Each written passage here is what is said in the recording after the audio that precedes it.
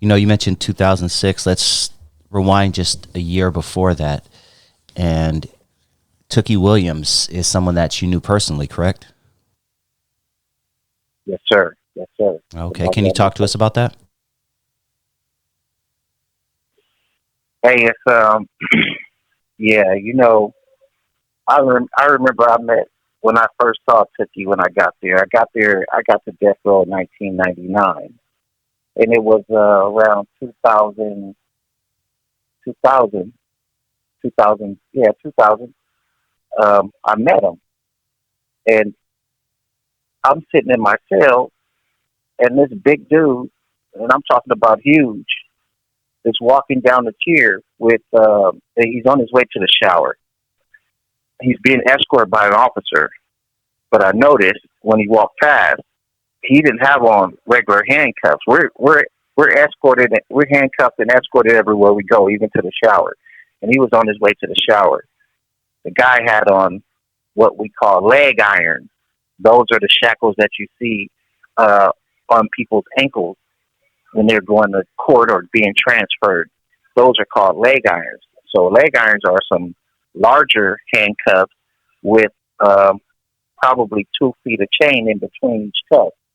And this is what Tookie Williams was wearing on his way to the shower. And he stopped at my cell and he said, "Hey, big man, you need anything?" And I looked at him, and this is my first time in prison. I recognized who it was because I just had read this big article in the San Diego newspaper about him. And so I'm looking at him and I tell him no. In my mind, I'm thinking about those 1970 movies where, somebody offer you something and you're going to have to offer them something, So, I'm not doing it. And I'm looking at this big dude, probably got about some 22-inch arms, and solid, swole, walking up to my cell, asking me, do I need anything? In my mind, I'm like, hell no, I know who you are, but um, it didn't stop him. And I'm glad that it didn't because what happened after that between me and him was just like, I mean, it was amazing. Tookie, you know, from that moment right there, I had this idea that he was a monster, and I couldn't trust him. I didn't really trust nothing. I'm first time in prison, and but it all started when I was going to yard one day, and he was playing basketball, and he said to me, "Hey, big man, you think you can hang with me on this basketball court?" And that was a hell of a challenge. That was a challenge to me. I took that as a challenge, because I got arrested at 22 years old, and so I got to death row a few days before my 26th birthday. So I was still, into sports, and basketball was one of my favorite sports. So I took up the offer, and as soon as I took up the offer, he said, "Well, then come on down here, get moved to this yard," and so I ended up getting moved to his yard, and I tell you, man, it was a blessing to be able to be around that man. He taught me things, brotherhood. It don't matter where you're from. We had one struggle, and that struggle was to fight for our life. He got me into writing.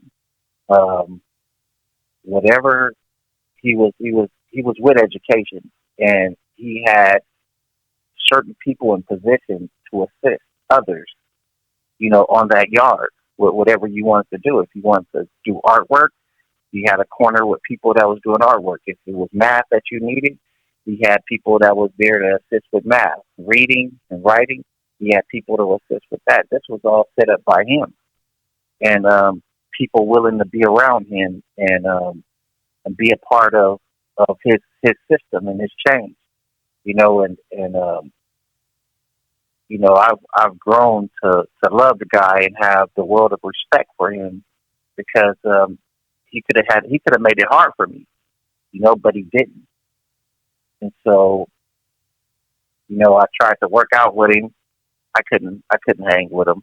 I would do a few push-ups and get on out of his way. We played basketball, and he was very competitive. And for him to be, as old as he was, or as young as he was, but as old as he was, because he's older than me, um, the man he was athletic, you know, and the conversations were really deep about family, about unity, about peace. It was altogether different than that first day when I looked at him walking past my cell and asking me if I needed something. When I got near him, and it was a very positive experience. So I was embraced by him, and um, I started to learn. I started to learn how to treat people. I started to look past colors. I started to look past geographical locations. I started to assist, be of service. This is where I got all this from, man.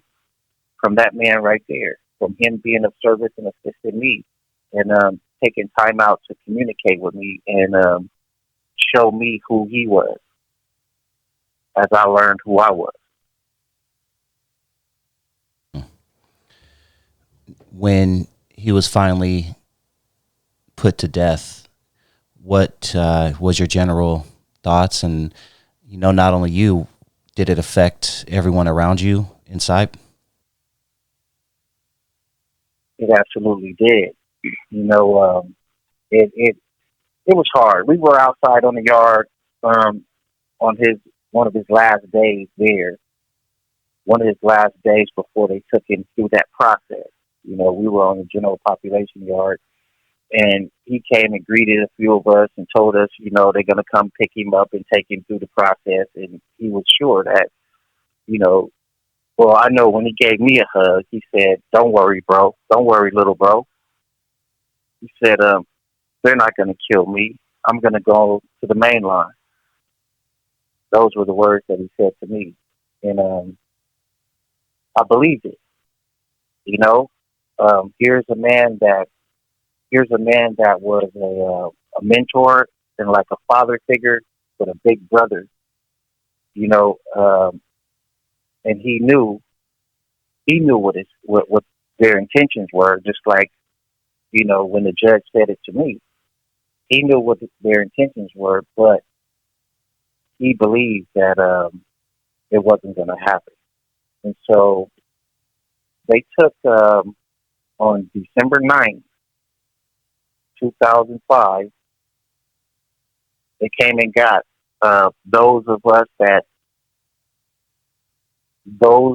they considered were his close friends, and they ended up including me in that. And so, and me, uh,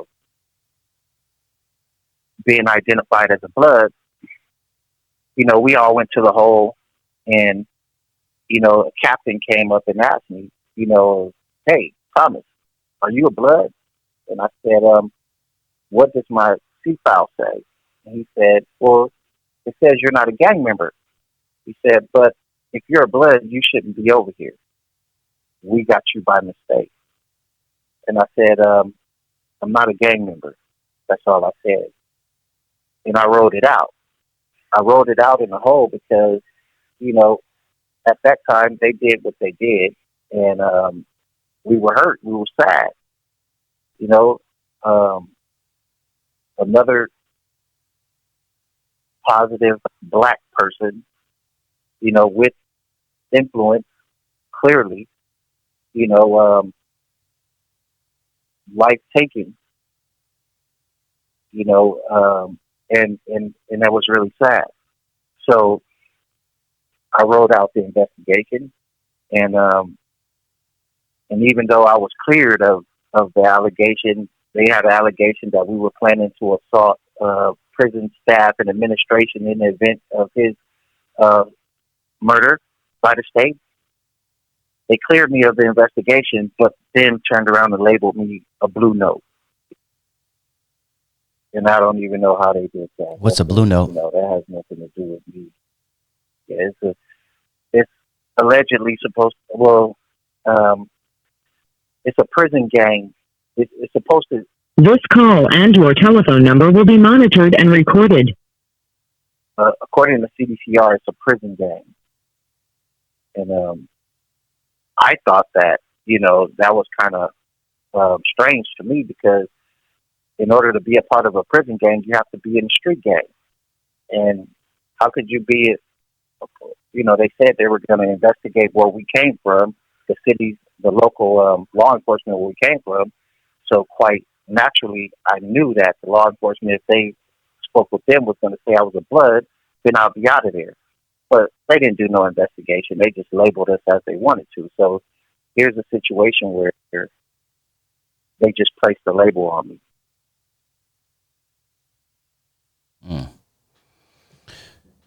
Now, but I believe, go ahead, keep going. Going through that investigation for, I believe going through that investigation for Big Tip was worth it, though.